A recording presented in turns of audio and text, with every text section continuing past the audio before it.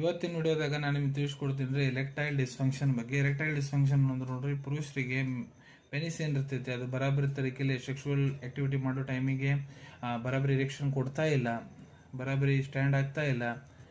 So ಅದಕ್ಕೆ erectile dysfunction ಅಂತಾರೆ.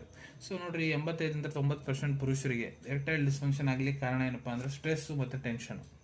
ಉಳಿದ ಕಾರಣ ಇರ್ತಾವೆ, ಅವ್ರನ್ನೆಲ್ಲ ಡಾಕ್ಟರ್ ನೋಡ್ಕೊಂಡು ಚೆಕಪ್ ಮಾಡ್ಬೋದು. ಆದ್ರೆ 85-90% ಕಾರಣ ಸ್ಟ್ರೆಸ್ ಟೆನ್ಷನ್. ಯಾಕಂದ್ರೆ ನೀವು ಮೊಬೈಲ್ನ ನೋಡಿರ್ತೀರಿ, ಎಲ್ಲರ ಓದಿರ್ತೀರಿ, ಯಾರ ಕಡೆ ಹತ್ರ ಕೇಳಿರ್ತೀರಿ, ಫಿಲಮ್ನಾಗ, ರೀಲ್ಸ್ನಾಗ, ವೆಬ್ ಸೀರೀಸ್ನಾಗ ಏನಾರ ನೋಡಿರ್ತೀರಿ, ಅದನ್ನೇ ನಿಮ್ಮ ತಲೆ ಇಟ್ಕೊಂಡು ಕುಂತ್ಬಿಟ್ಟಿರ್ತೀರಿ, ಅದನ್ನೇ ನಿಮ್ಮ ಪಾರ್ಟ್ನರ್ ಜೊತೆ ಮಾಡ್ಬೇಕಂತ. ಸೊ ನೋಡ್ರಿ, ರಿಯಲ್ ಲೈಫ್ನಾಗ ಭಾಳ ವ್ಯತ್ಯಾಸ ಇರ್ತೈತಿ. ಅದನ್ನೆಲ್ಲ ತಲೆ ಅಂತ ತೆಗೆದೋಗಿರಿ, ಮೆದುಳು ಶಾಂತ ಮಾಡ್ಕೊರಿ, ಯಾವುದೇ ರೀತಿ ಸ್ಟ್ರೆಸ್ ತೊಗೊಬೇಡ್ರಿ, ಕೂಲಾಗಿರಿ. ಅದನ್ನೆಲ್ಲ ನೀವು ಮಾಡಕ್ಕೆ ಕುಂತ್ರೆ ನಿಮ್ಗೆ ಯಾವುದೇ ರೀತಿ ಎರೆಕ್ಟೈಲ್ ಡಿಸ್ಫಂಕ್ಷನ್ ಆಗಲ್ಲ. ನೀವು ಸೆಕ್ಷುವಲ್ ಲೈಫ್ ಭಾಳ ಒಳ್ಳೆ ರೀತಿಯಿಂದ ಎಂಜಾಯ್ ಮಾಡ್ಬೋದು.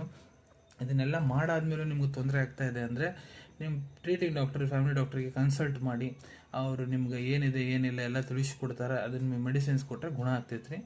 ಇದೇ ರೀತಿ ಮುಂದೆ ವಿಡಿಯೋಸ್ ನೋಡ್ಬೇಕಾ ಚಾನಲ್ ತಪ್ಪದೆ ಸಬ್ಸ್ಕ್ರೈಬ್ ಮಾಡ್ಕೊಳ್ಳಿ. ಧನ್ಯವಾದಗಳು.